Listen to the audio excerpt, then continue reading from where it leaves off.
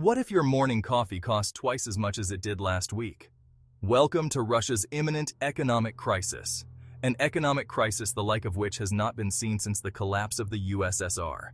In the wake of Putin's brutal, illegal, and costly invasion of Ukraine, Russia is battling sky-high inflation, high interest rates, and a shortage of manpower in all areas.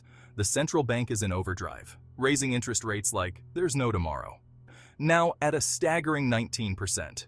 But this is just the start.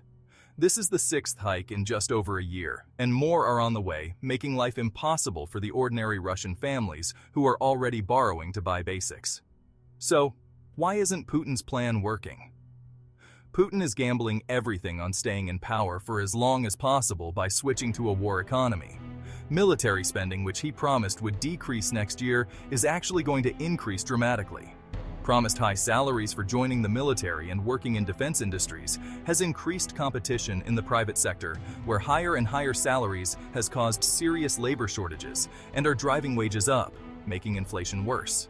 The central bank governor is waving red flags about an overheating economy, but is powerless in the face of a regime hell-bent on winning a pointless war. Some experts say drastic measures are needed, but Russia is running out of options. They're talking shock therapy, raising rates to a jaw-dropping 20–24% very soon. Yet, there's a catch. State-directed spending on the war effort will surely undermine these measures, making the rate hikes ineffective. Oil prices are falling through the floor, only adding to Putin's woes in an economy dependent on oil and gas sales for its budget. Despite the Kremlin's efforts to mitigate the economic strain, the question remains: is Russia heading for economic collapse? Stay tuned for updates.